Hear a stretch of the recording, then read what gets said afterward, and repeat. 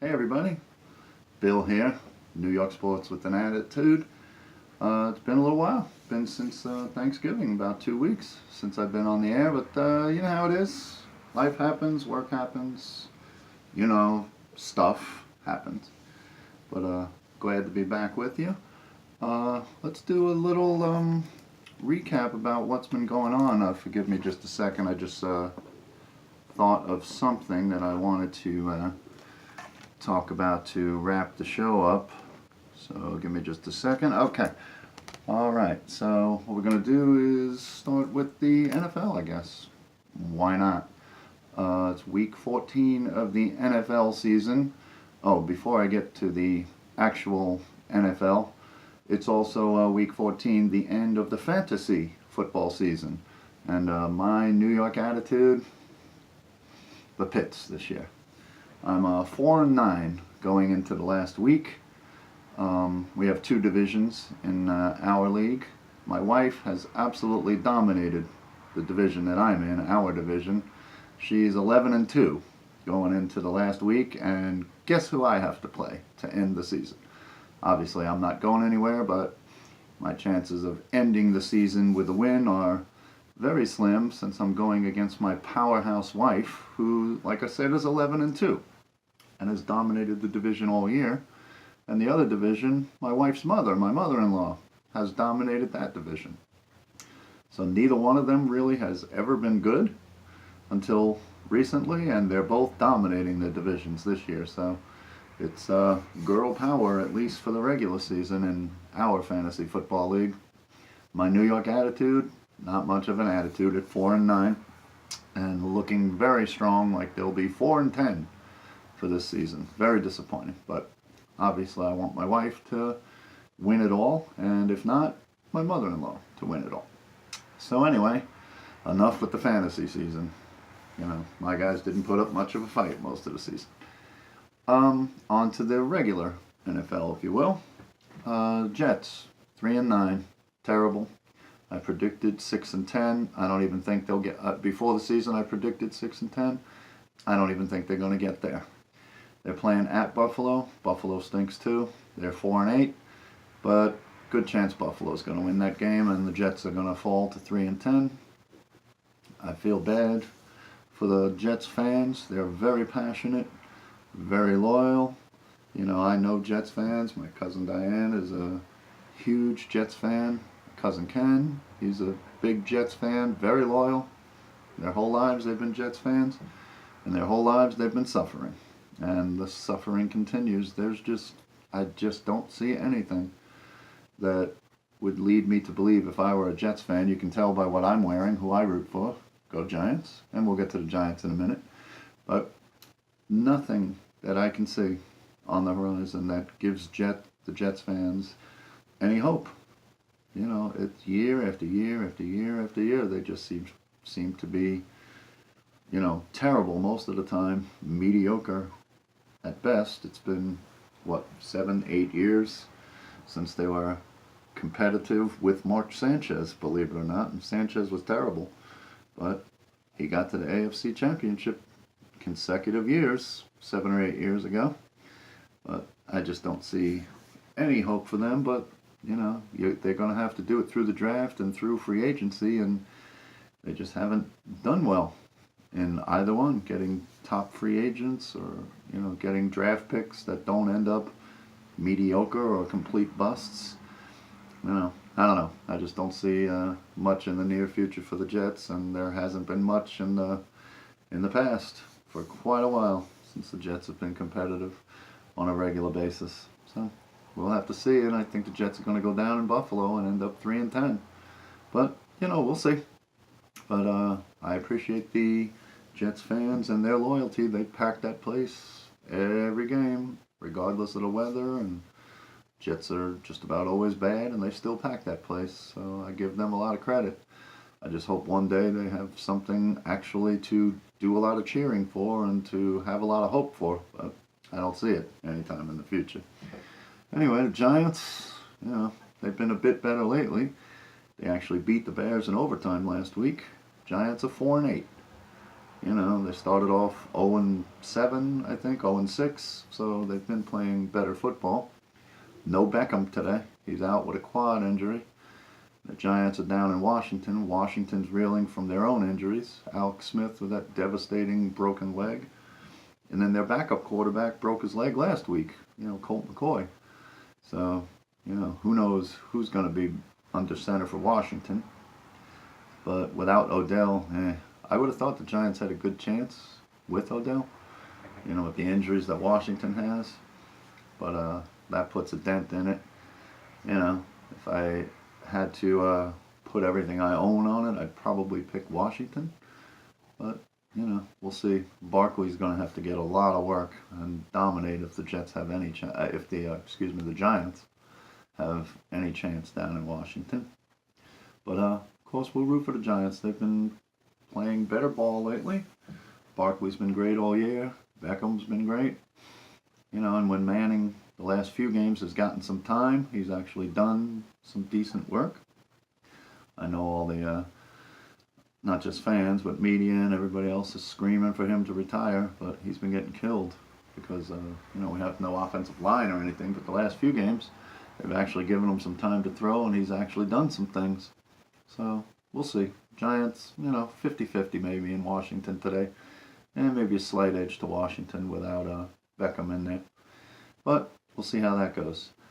Little bit of hockey. Islanders and Rangers have been mediocre the last 10 games. Islanders are 4-5-1 the last 10. Rangers 5-4-1, just a little bit better. Overall, Islanders 14-11-3, 31 points. Rangers have 31 points also, 14-12-3. Rangers have played one more game than the Islanders and lost that game. But they both have 31 points. They're both tied for third. I think the Rangers will continue to stay in it, for the last 50 games of the season. I think the Islanders will eventually fade. They've played decent hockey. But goaltending is a big issue for the Islanders. Losing Tavares was a big thing, their best player. So I think the Islanders will eventually fade and not make the playoffs. And I think the Rangers, if they get in, probably get a 7 or 8 seed. I don't think the Rangers are awesome, but they'll probably get one of the lower seeds and get in. But I think the Islanders will fade in the second half. But I hope not. I'd love to see the Islanders get in, of course. Even if by some miracle they got in, they're not going to win the cup. But you got to be in it to win it. And without Tavares and without decent goaltending, if they can make the playoffs, that's still a pretty good season. But the Islanders need to get back to Long Island. It's ridiculous playing in that Barclays Center, which was never built for hockey anyway. People complain all about the ice, about obstructed seats.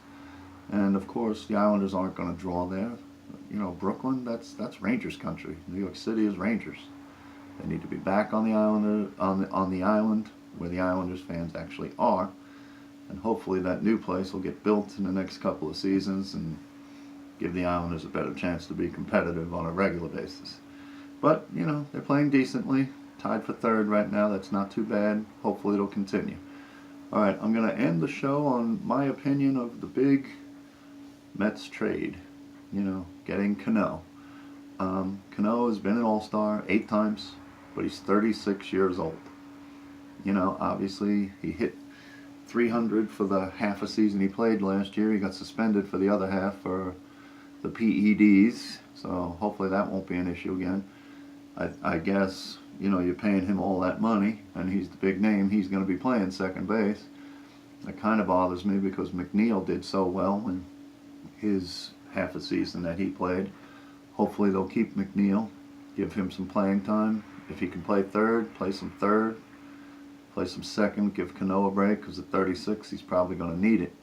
But we need more than that. The real good part of that deal was the closer we got from Seattle, Diaz. His ERA 196 last year, 57 saves, throws the ball upper 90s to around 100. Little concerned. He's got, I want to say it's bone spurs or something in his elbow. It hasn't affected him yet, but he hasn't put on a Mets jersey yet either. Injuries, I don't know what it is the last few seasons. The last 2 seasons at least, with injuries for the Mets. Cano, we need a bat. He hit 300 last year, had a little pop in his bat, was on pace for like 20 homers and 100 RBIs, which obviously is solid, under 300 batting average. And he's a good second baseman too. But Cespedes, I'm guessing, will be gone at least the first half of the season. And who knows how long it'll take for him to get into a Major League Baseball type shape, even if he does come back after the All-Star break. I don't know. Very iffy. We still need another bat. We still need bullpen help. Diaz, hopefully, he'll be at least like he was last year. He's young. He's only 24, I think. And he's locked up for a few years. So hopefully that's the, the closer that we need. I wouldn't mind getting Familia back, for the 7th or 8th inning bullpen help. I don't like him with the game on the line, closing. I don't really like him because he was, well, you all know how he was. But, he's still young, like 28, something like that. I wouldn't mind getting him back if you can get him at a reasonable price. Put him in 7th to 8th inning, because I like Lugo in the bullpen. Gesellman was kind of a disappointment. A lot of other disappointments in there. But, like I said, I wouldn't mind Familia for the 7th or the 8th inning if that's possible to get him back. But we need, help in the lineup. Center field help. Lagares, I like Lagares. He hustles all the time, but he gets hurt all the time. And I know there's been talk about trying to get a really good catcher from Miami, Real Muto. But I really don't want to give up Nimmo and Conforto, but to get a guy like Real Muto, you can't expect to give up nothing. Derek Jeter's not stupid down in Miami. I know he's cleaning house and all that, getting rid of all of his stars. Real Muto's the only one left. But you got to give something to get something. If we had to give up Conforto, I might consider it. In my opinion, because Real Muto's only 27. He's fast. He can hit. He's a good catcher. You got to give something to get something. I don't want to see Conforto go. I definitely don't want to see Nimmo go. But like I said, you got to give to get. And, Jeter's not a dummy. So we'll see how that goes. But we need help in the lineup. We need catching help. We need bullpen help. We need center field help. We're still kind of a mess. But I think if we keep DeGrom, of course, keep Syndergaard, Wheeler showed that he's good, and we get Diaz and he's like he was last year. We got a couple of more moves to make, 2 or 3 more moves to make. Hey, make a run. Like I've said before, make a run at Harper. Show the Mets fans you're serious. I know we hated him in Washington, but we'll love him in New York if he plays like he's capable of playing. But show you're serious. Cano, that doesn't really show me that you're serious because he's 36. If we had gotten a 26-year-old Cano in his prime, okay.